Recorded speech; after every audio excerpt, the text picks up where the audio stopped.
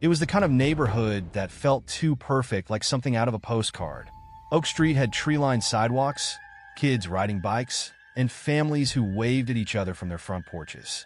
Emily thought she had lucked out when she found that old house at the very end of the street. It was charming in a way. Peeling paint, squeaky floors, and a huge backyard that had potential. Sure, it needed some work, but it felt like the start of something new for her. The first few days were uneventful. She met most of the neighbors: Mrs. Parker, the elderly woman who lived across the street, the O'Connors who had two loud kids, and James, the guy who always seemed to be mowing his lawn. Everyone was friendly, eager to welcome her to the block. But there was one person who never came over, never said a word: Carl, the man next door. From the moment Emily saw him, she felt uneasy. Carl was probably in his mid-50s, with scruffy gray hair and deep lines on his face that made him look older. He lived alone in a rundown house that looked like it hadn't seen a coat of paint in years. What really creeped Emily out was how he seemed to be watching her. Every time she stepped outside, there he was, either standing by his window or sitting on his porch, his cold, dark eyes following her every move. He never smiled. He never waved. He just watched. Emily tried not to think too much of it. She figured maybe he was just a quiet type, someone who kept to himself. But over time, it became impossible to ignore. He didn't leave his house much, and when he did, it was always at odd hours, early in the morning or late at night, when no one else was around. She would catch glimpses of him shuffling down the street or sitting in his old, rusted car, staring straight ahead like he was waiting for something. One evening, after a long day of unpacking, Emily walked out to her mailbox. She wasn't expecting anything, just a few bills or maybe a flyer for a local pizza place. But when she opened the mailbox, there was only one envelope inside. It was plain, no return address, no stamps, just her name on the front, written in shaky, almost childish handwriting. She opened it confused. Inside was a single piece of paper with 4 words written in thick, black ink. Asterisk, stay out of the basement. Asterisk. Emily frowned, staring at the note. Was this some kind of prank? The thing was, her house didn't even have a basement, or at least none that she knew of. She had gone through the whole place when she moved in. There were no doors, no stairs leading down anywhere. She crumpled the note and tossed it in the trash, shaking her head. The next day, another letter appeared in her mailbox. Same messy handwriting, same 4 words. Asterisk, stay out of the basement. Asterisk. This time, a shiver ran down her spine. 2 letters in 2 days? Emily glanced over at Carl's house, half expecting to see him staring at her from the window again. But his blinds were drawn. It was quiet, too quiet. As the days passed, the letters kept coming. Every morning, a new envelope, the same message. It started to get under her skin. She couldn't understand who would be doing this or why. She hadn't told anyone about the letters, partly because it felt ridiculous. Asterisk, who would send warnings about a basement that didn't even exist. Asterisk. But then, strange things started happening inside the house. She began hearing noises, soft thumps at night, like footsteps on creaky wood. Sometimes, she'd wake up to find doors slightly ajar that she knew she had closed. The air felt colder, heavier, like something was just beneath the surface, waiting to be uncovered. One morning, Emily woke up to find her back door wide open. She was sure she had locked it before going to bed, but there it was, swinging gently in the breeze. Her heart pounded in her chest. She walked through the house, checking every room, but nothing seemed out of place. Still, something felt off. That afternoon, another letter arrived. But this time, there was something different. When she opened the envelope, she found not just the usual message, but a small drawing. A crude sketch of what looked like a door, hidden under a staircase. Her pulse quickened as she stared at the drawing. Was this a joke? Was someone messing with her? And if it was a basement, where could it be? Determined to figure out what was going on, Emily spent the rest of the day searching her house from top to bottom. She checked closets, tapped on walls, and even looked under rugs. Nothing. It wasn't until she was in the pantry, pulling out old boxes, that she noticed it, a faint line in the floor, almost like the outline of a trapdoor. She hesitated, her heart pounding in her chest. No way. But there it was, clear as day now that she knew what to look for. She knelt down, her fingers trembling as she traced the edge of the hidden door. It had a small latch, almost invisible unless you knew it was there. With a deep breath, she pulled it open. A gust of cold air rushed up from the darkness below, and Emily's skin prickled with goosebumps. She couldn't see much, just a set of wooden stairs descending into the pitch black. For the first time since she moved in, she felt truly afraid. That night, she couldn't sleep. She lay awake, staring at the ceiling, the image of the hidden door burning in her mind. Why hadn't the realtor mentioned a basement? And more importantly, who was warning her to stay out of it? Emily couldn't shake the image of that hidden door from her mind. It haunted her thoughts, gnawing at her like a persistent itch that wouldn't go away. The strange letters, the unsettling noises at night, and Carl's creepy presence next door. Everything pointed to one thing: that basement. She told herself it was probably nothing, that old houses always had secrets. But this felt different. One afternoon, after days of avoiding the pantry, she decided enough was enough. She couldn't live in fear of her own house. Armed with a flashlight and a knot of anxiety twisting in her stomach, she marched into the pantry, her hands trembling slightly as she knelt by the hidden door. Her breath caught in her throat. The latch was small and rusted, almost as if it hadn't been touched in years. Emily hesitated for a second, fingers hovering over it. But her curiosity got the best of her. She tugged, and the door creaked open with a groan that seemed to echo through the empty house. The smell hit her first, damp, earthy, and faintly metallic like something long forgotten. Shining the flashlight down, she saw a narrow, wooden staircase disappearing into darkness. The air was thick and cold, sending chills down her spine. It felt like the basement was sucking the warmth from the house above, a place where light and life didn't belong. She stood there, frozen at the top of the stairs, gripping the doorframe for support as her pulse quickened. Emily took a deep breath, trying to calm herself. It's just a basement, she thought. Old, dark, probably filled with junk, but nothing more. But she couldn't shake the feeling that something was wrong down there. Her body screamed at her to close the door and walk away. But her mind needed answers. Just as she was about to take the first step down, a loud thud echoed from below. Her heart leapt in her throat, and she jerked back, slamming the door shut so hard that dust flew up from the floor. Emily stumbled back, her breathing rapid, her hands shaking uncontrollably. She stood there for a moment, trying to collect herself, but every instinct told her that something, someone, was down there. What the hell was happening in her house? That night, sleep was impossible.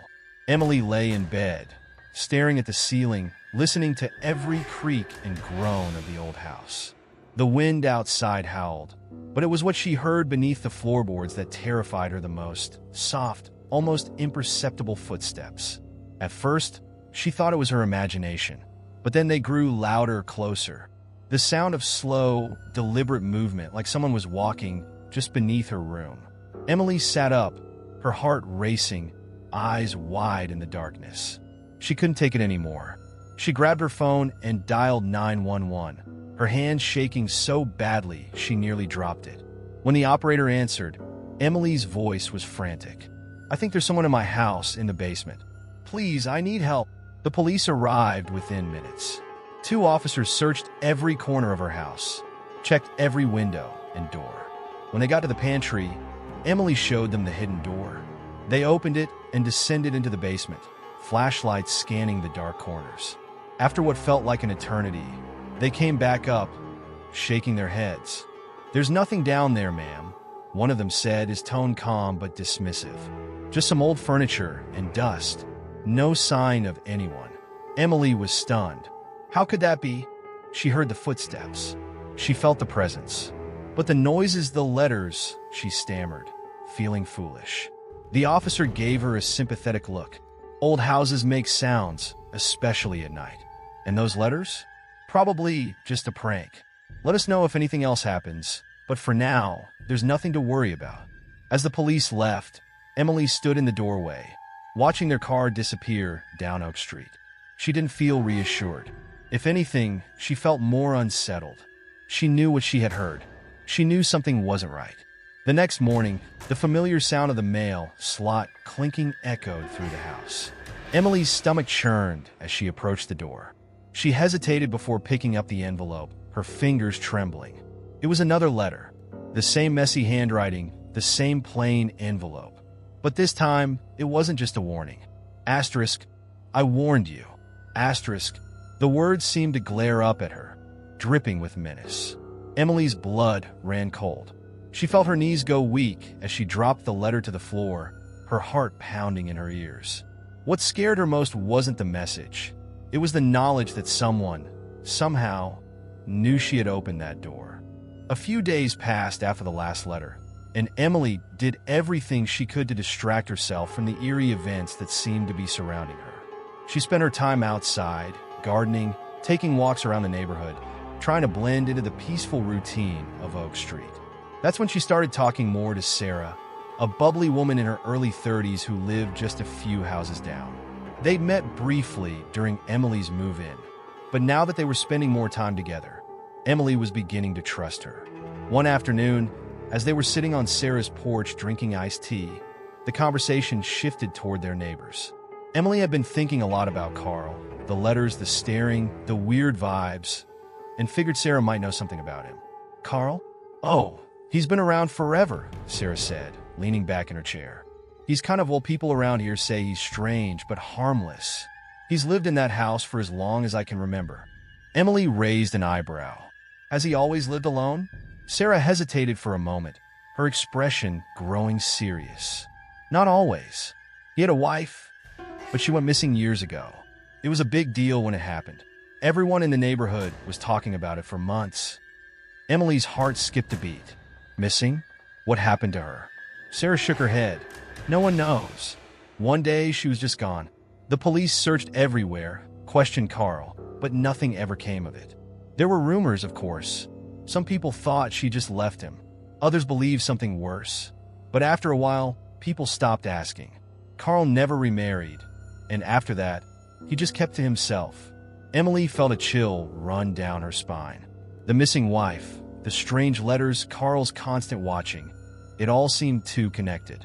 She couldn't shake the feeling that Carl knew more than he was letting on. Maybe he had something to do with the letters. Or maybe the basement held secrets that Carl didn't want anyone to uncover. Did they ever find anything? Emily asked, her voice low. Sarah shook her head again, eyes flicking toward Carl's house in the distance. No, nothing. But it's Oak Street, you know. People don't like to talk about unpleasant things for too long. It's easier to just move on. That night, Emily couldn't stop thinking about Carl's wife. The idea that someone had just disappeared, vanished without a trace, gnawed at her. What had really happened?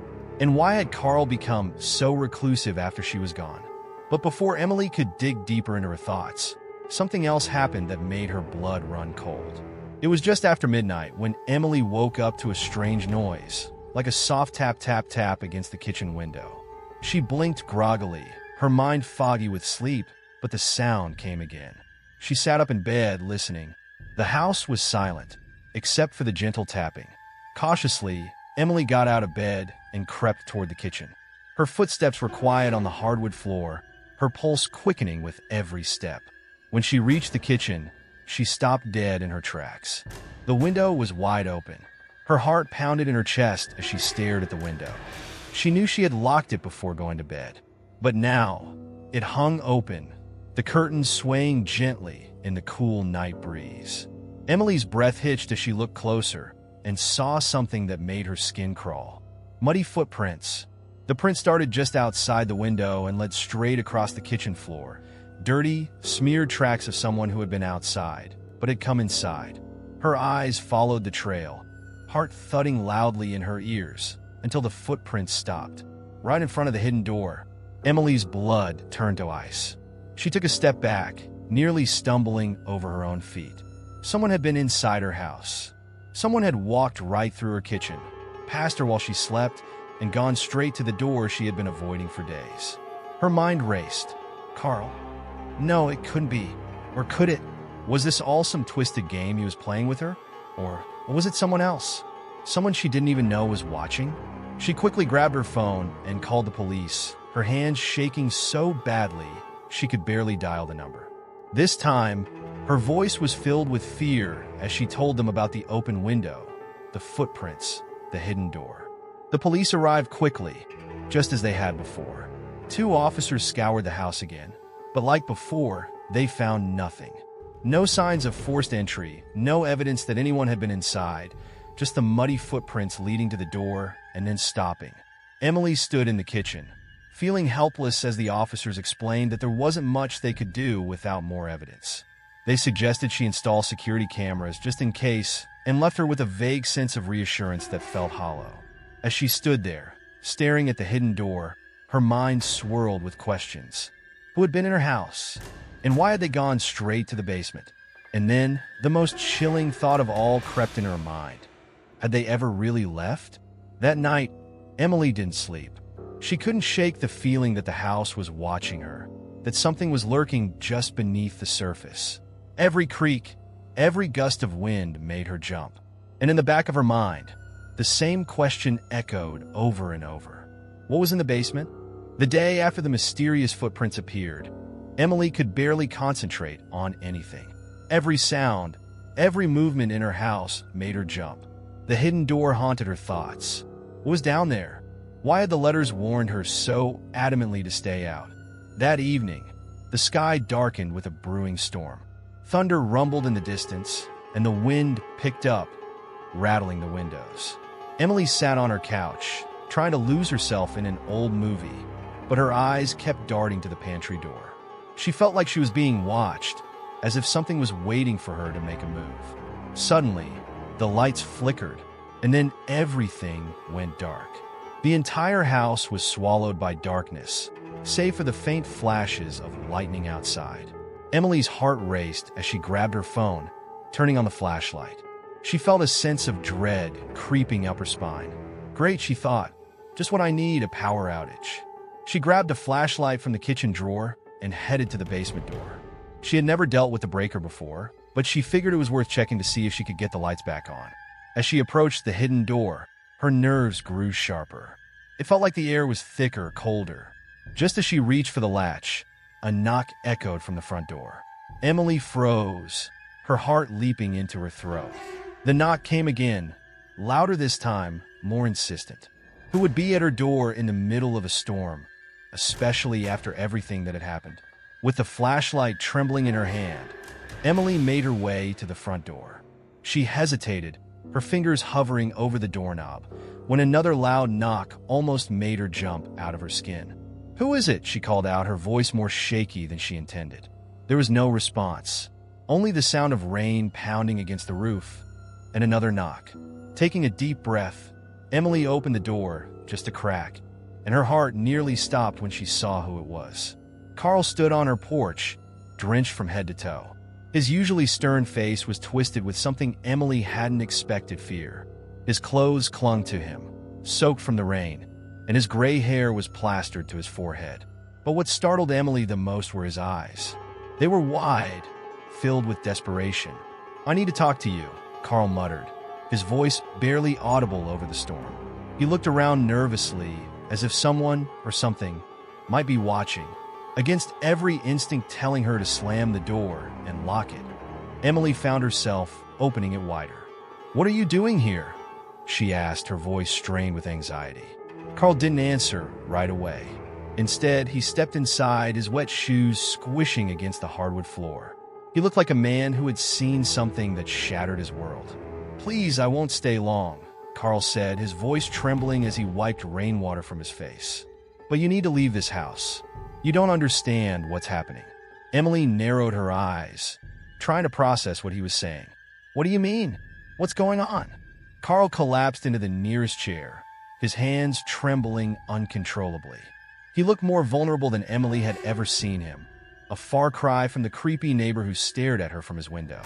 "There's something in the basement," Carl whispered, his eyes locking onto hers. "Something I can't explain. I don't know how to describe it, but it's not right. I try to warn you." Emily's skin prickled at his words. The letters, the warnings. Had Carl been the one sending them all along? "You sent those letters?" she asked, her voice wavering between anger and fear. Carl shook his head. No, I didn't send them, but I know why they were sent. I've lived next to this house for years. The last man who lived here, he was obsessed with the basement. He spent hours down there, doing God knows what. And then one day, he vanished, just like that, gone. But I swear, ever since, I've heard things. I've seen things. Emily's pulse quickened. Her throat felt dry. Seen what? She whispered.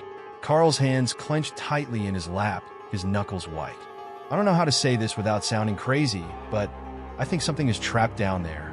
Something evil. I don't know what it is, but it's been getting stronger. I felt it, and now that you're here, it's waking up. Emily's mind raced. Everything he was saying was too much to believe, but at the same time, it felt like the puzzle pieces were starting to come together. The letters, the strange noises, the footprints. Could it really be true?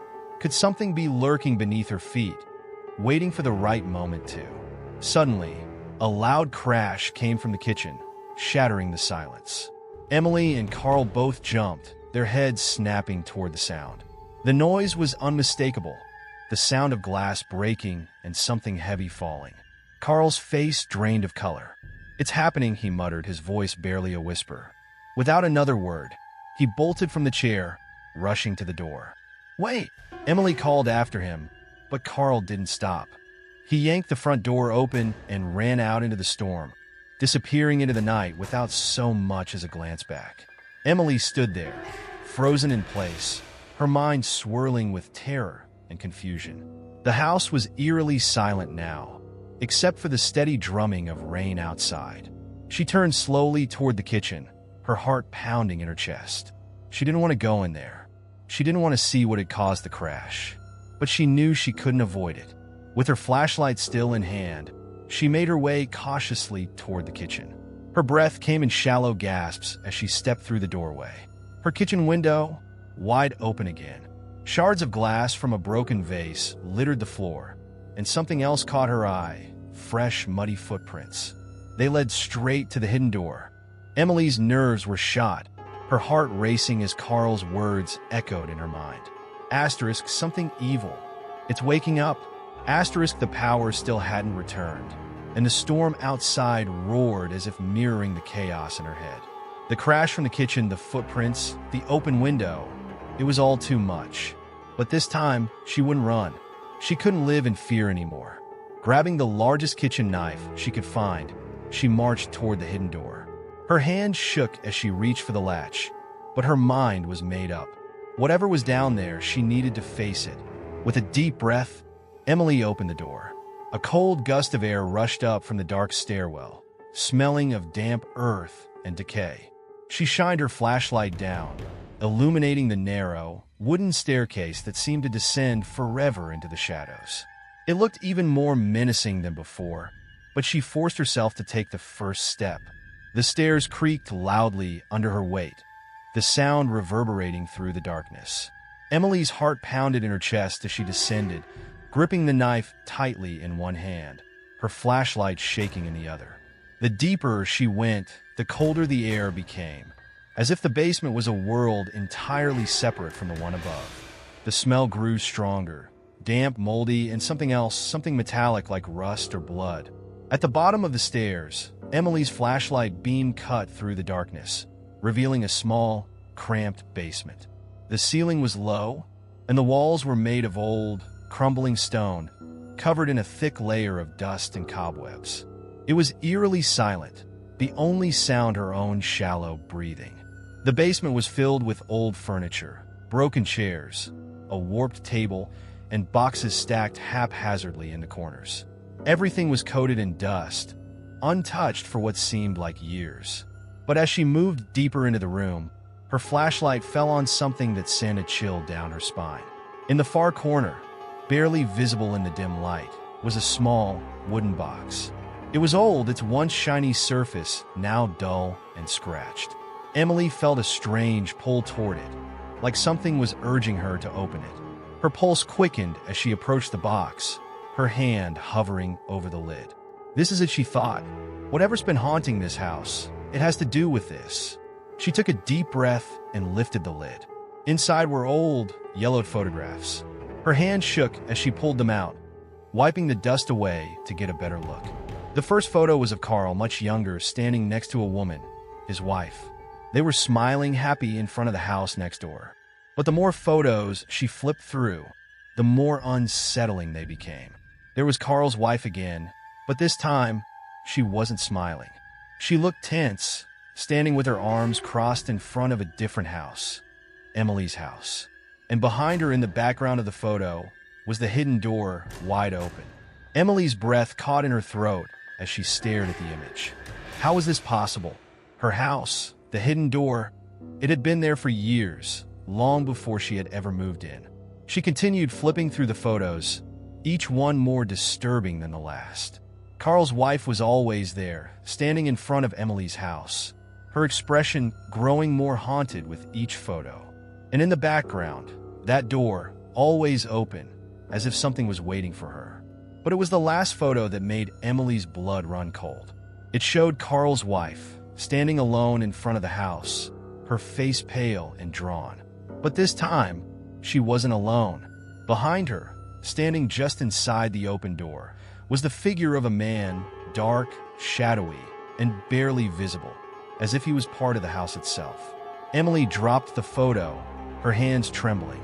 The man in the photo, she didn't recognize him, but something about him felt familiar, like she had seen him before. Suddenly, a soft creaking sound echoed through the basement.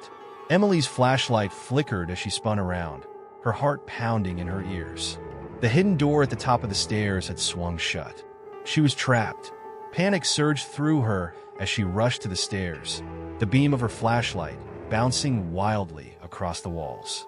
She grabbed the handle of the door and pulled, but it wouldn't budge. It was locked. Frantically, Emily pounded on the door, shouting for help. But her voice was swallowed by the thick, oppressive silence of the basement. Calm down, Emily. Think. She told herself, trying to steady her breath.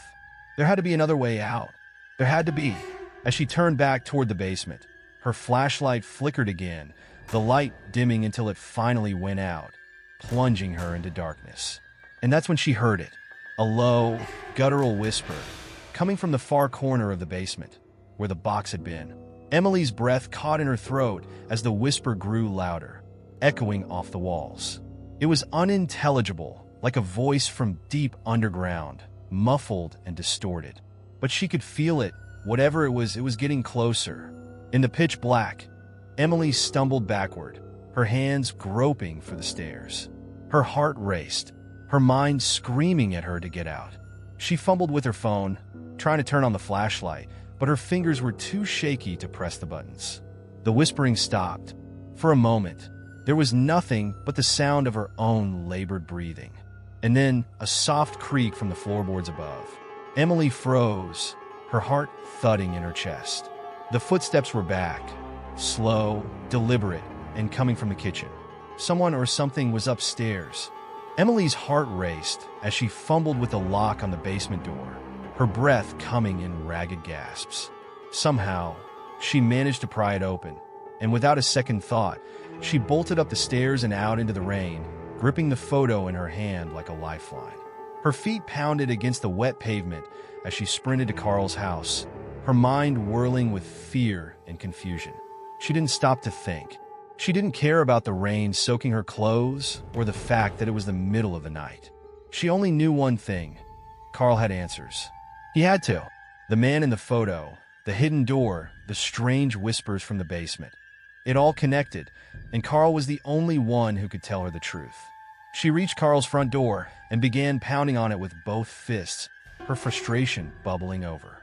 "Carl, open the door," she shouted, her voice hoarse with panic.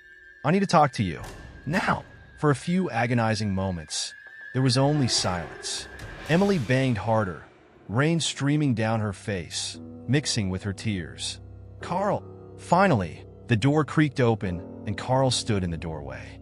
His appearance shocked her. He looked worse than before, gaunt and haggard, like he hadn't slept in days. His eyes were bloodshot, and his face was pale, as if the life had been drained from him. He stared at her, his expression unreadable. "You need to tell me the truth," Emily demanded, her voice shaking as she shoved the photo in front of him. Who is this man? What is happening in that basement? Carl's eyes flicked down to the photo, and for a moment, a flash of something, guilt, fear, maybe both, crossed his face. He swallowed hard and stepped aside, silently inviting her in. Emily hesitated but followed him inside, her wet shoes squeaking against the hardwood floor. The house smelled musty, like it hadn't been cleaned in weeks, and the dim lighting only added to the unsettling atmosphere. Carl didn't speak right away. He shuffled over to a worn-out armchair and sank into it, rubbing his hands over his face. For the first time, Emily noticed just how fragile he looked, like a man who had been living with a terrible burden for far too long. That man, Carl began, his voice low and strained. He used to live in your house. Decades ago, before I moved in next door. He was obsessed with my wife. Emily felt a cold chill creep up her spine as Carl spoke, her fingers tightening around the photograph.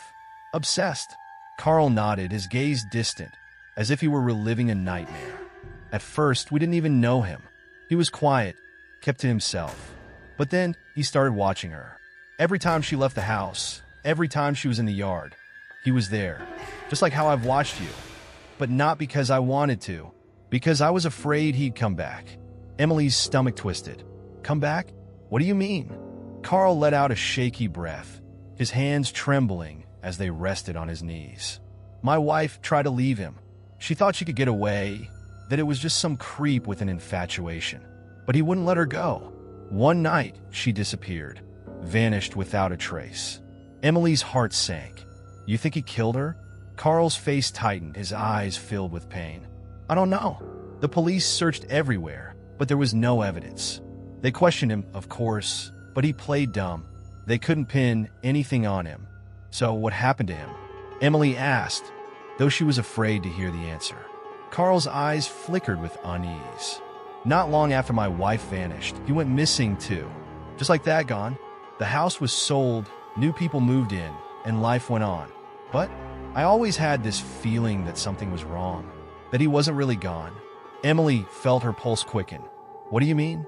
Carl rubbed his temples, as if trying to relieve some unbearable weight pressing down on him. I started hearing things from your house, from the basement. At first, it was small creaks, knocks, whispers in the night. I thought I was losing my mind, but the more I listened, the more I realized it was him, or something of him. Emily's skin crawled. She thought back to the strange noises she had heard, the footprints, the whispering. It all made horrifying sense now.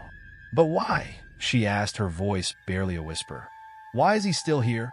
Carl looked at her, his eyes hollow with fear. I think he's trapped in that basement. He was obsessed with it, with whatever's down there. It's like the house has a hold on him. And now, it has a hold on you too. Emily's blood ran cold. She didn't want to believe it, but deep down, she knew Carl was right. The basement, the hidden door, the man in the photo. It was all connected, tied to something dark and twisted that had festered in that house for years. As if on cue, a loud crash suddenly echoed from the direction of Emily's house, jolting them both. Carl shot up from his chair, his face draining of color. You need to get out of that house, he said, his voice urgent.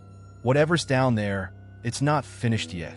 Emily's heart pounded in her chest, but before she could respond, Carl rushed past her, heading for the door. Carl, wait, she called after him, but he didn't stop.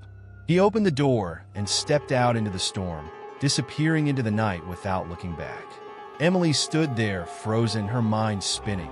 The truth was out, but it didn't feel like a relief. If anything, it felt like a warning. Whatever had happened all those years ago was far from over. And now, it was her turn to face it. That night, Emily felt like the walls of her house were closing in on her. After Carl's revelation, the house no longer felt like a place to call home. It felt like a living, breathing entity, full of secrets and dangers lurking just beneath the surface. Every creak, every draft of cold air, every shadow flickering in the corner of her vision sent her heart racing. She sat on the edge of her bed, staring out into the dark hallway that led to the basement. The rain had finally stopped, but the storm still lingered in the distance, the occasional rumble of thunder echoing like a warning. Sleep seemed impossible. Her mind was a whirlwind of fear and questions. Asterisk, who was the man in the basement? What did he want? Asterisk. As midnight approached, the house grew unbearably still. The silence suffocated. Emily's thoughts drifted back to Carl's words. Asterisk, he's trapped down there. The house has a hold on him. Asterisk, she shivered.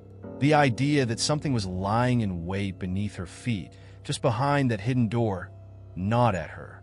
And then, just as she was on the edge of slipping into a fitful sleep, she heard it. At first, it was soft, like a faint whisper carried on the wind. She sat up, straining to hear. The sound grew louder, more distinct. It was a voice, low, raspy, unintelligible, as if someone was speaking just out of earshot. But it wasn't coming from outside. It was coming from below, the basement. Emily's blood ran cold.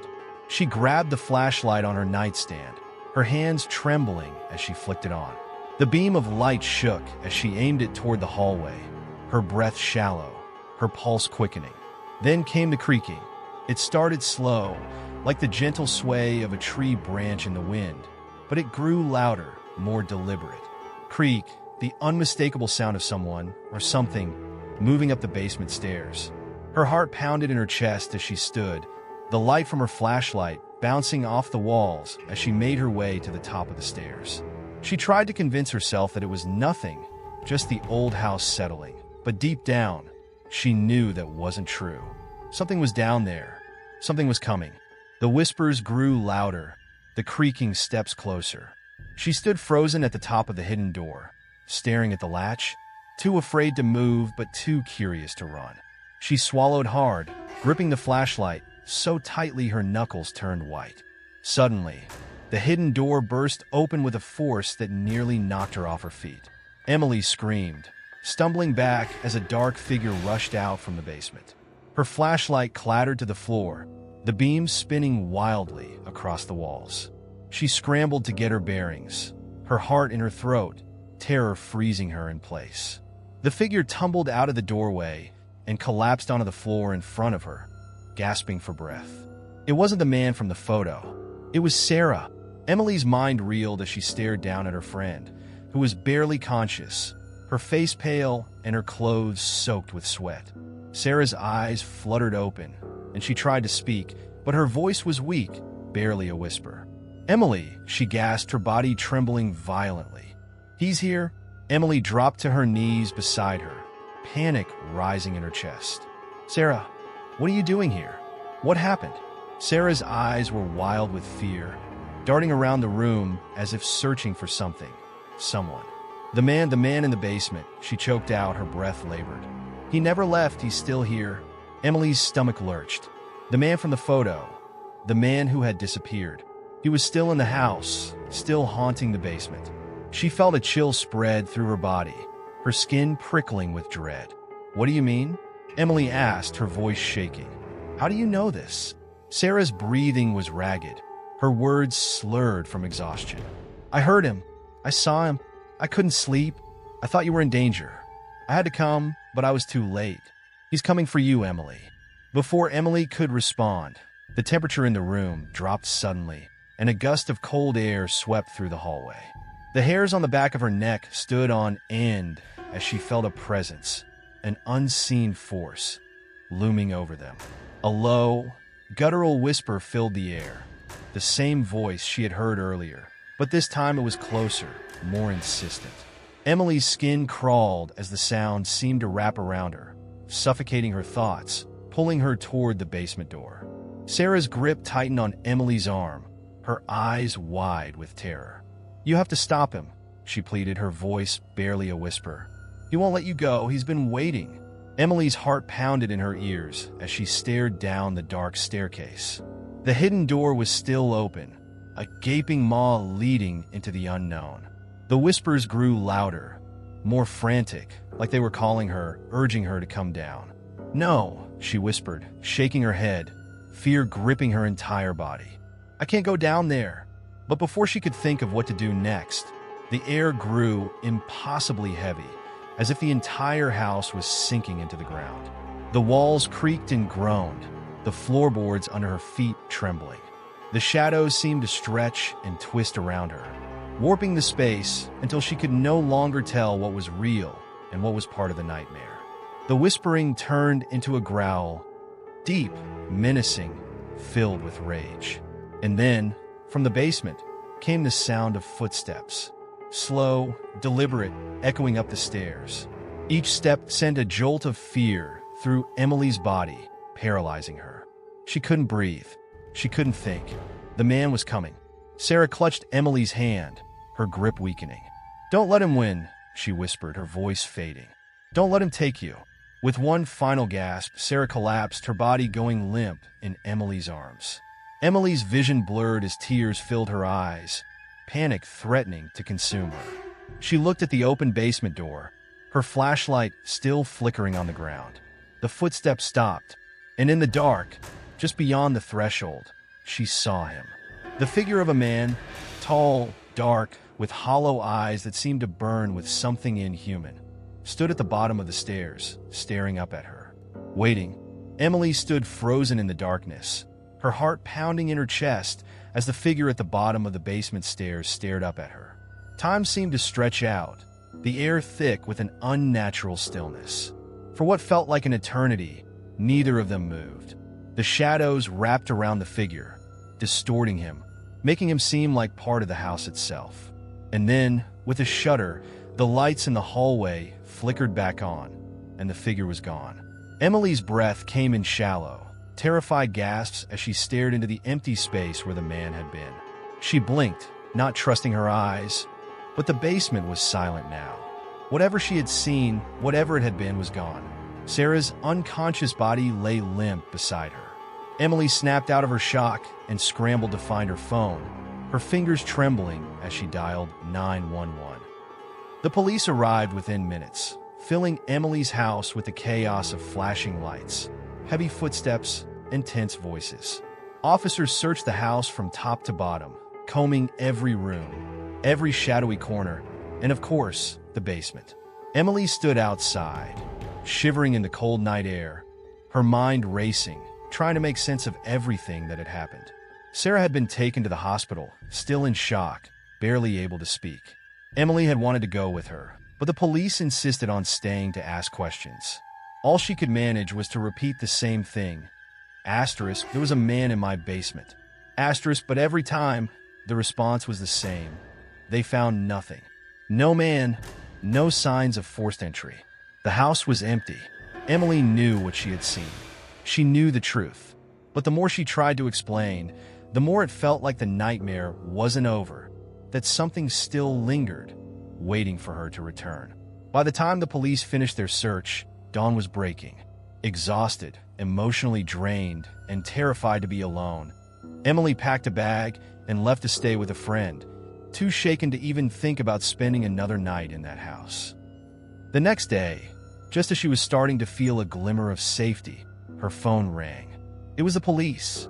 Ms. Harper, the officer on the other end, said, his tone grave. "We need to speak with you regarding your basement. We found something during our second search." Emily's stomach twisted. "What did you find?" There was a pause. "You should come down to the station. It's about Carl's wife." Emily's blood ran cold. Carl's wife. She had known something was wrong, but this was worse than she had imagined. Numb with shock, she grabbed her keys and headed out the door. At the station, the lead detective, a man named Detective Ramirez, met Emily in a small, windowless room.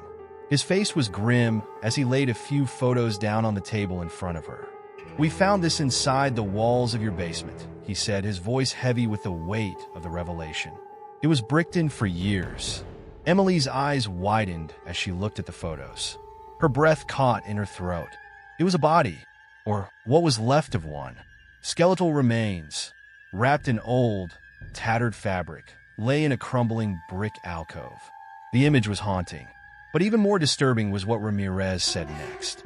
"This is Carl's wife," he said. "She's been dead for a long time. Judging by the condition of the remains, it's been at least 2 decades.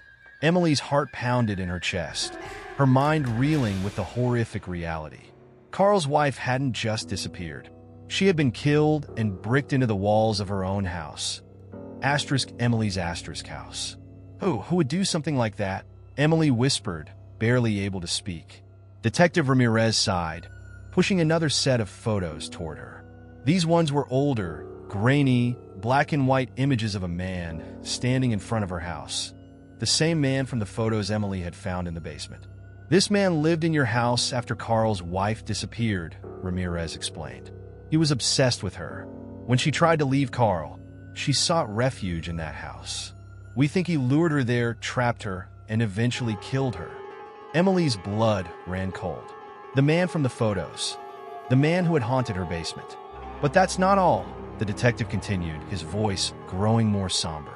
Shortly after Carl's wife went missing, this man disappeared as well. The police at the time searched, but no one found anything. Emily felt a sinking sensation in her gut. So what happened to him?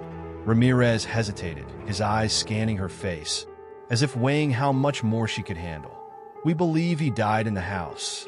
He was never reported missing because no one knew he was there. And no one ever found his body. Until now. Emily's eyes widened. Well, what do you mean? Ramirez slid another set of papers across the table. Reports, documents, sketches. The walls of your basement, he said. They were built with a false cavity. We found his body hidden inside, just like Carl's wife. He died in there, trapped. Emily felt the room spin as she realized what the detective was saying. The man from the photo, the man she had seen, wasn't just haunting the basement. He had died there, and his restless spirit had been trapped ever since. He was never found, Ramirez said quietly, until now. Emily sat back, her mind spinning, the weight of the revelation pressing down on her chest. All this time, she had been living in a house filled with death, with the twisted remnants of a story no one had bothered to uncover. Carl's wife had sought safety in the house, only to meet her end there. And the man who had lured her in had died with her secret buried in the walls. The whispers, the footsteps, the cold presence. He had never left. The man who had tormented Carl's wife had become part of the house, his spirit tethered to the place where his life had ended. Emily's hands shook as she stood up, pushing the photos away. She couldn't look at them anymore. She couldn't think about that house, that basement. But as she left the station, one thought haunted her. What if it wasn't over? For the first time in weeks, Emily felt like she could breathe again. After everything she'd been through, the strange occurrences, the terrifying nights, the discovery of the bodies in her basement, it seemed like the nightmare was finally over. The police had found the truth. The house had been cleared out, and Emily had made the decision to move. She couldn't stay in that house anymore. The memories were too heavy, the air too thick with the past. She packed up her belongings, arranged to sell the house, and began looking for a new place to live. Life, it seemed, was ready to move on. A week had passed since the police had uncovered the bodies in the walls. Emily had been staying with her friend, and though the fears still lingered, she felt a cautious sense of relief. Carl had been taken in for questioning, but there was no evidence tying him to the murders. He was just another victim, haunted by the house as much as Emily had been. The man from the basement was gone, his body laid to rest after all these years, and his restless spirit, she hoped, was finally at peace. But deep down, a part of her couldn't shake the feeling that something was still wrong. Every night, when she closed her eyes, she heard the whispers, the creak of footsteps, the cold, icy breath on the back of her neck. It was as though the house had followed her, its dark presence still clinging to her like a shadow. Emily tried to push those thoughts away. She convinced herself that it was just the trauma playing tricks on her, that her mind was struggling to process everything that had happened. After all, anyone would be rattled after discovering two bodies in their own home. Then, one quiet morning, as Emily was sipping coffee in her friend's kitchen, she heard the familiar clink of the mailbox. She got up to check the mail, expecting nothing more than bills or advertisements. But as she shuffled through the pile, her heart stopped. Amid the usual junk mail was a plain white envelope. No return address, no stamp, just like the one she had received before. Her hands trembled as she tore it open. The letter inside was short, just a few words scrawled in messy handwriting. Asterisk, it's not over. Asterisk. Emily's breath hitched in her throat. The letters, they had stopped. The police had found the truth. How could this be happening again?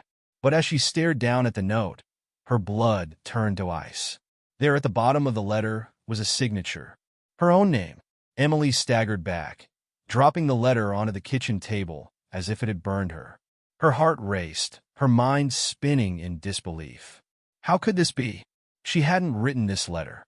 She hadn't even been near the house in days. Yet there was her name, in handwriting that was eerily familiar. Her own, but not. Panic flooded her senses. She rushed back to her room and grabbed her phone, dialing the police. They had to know about this.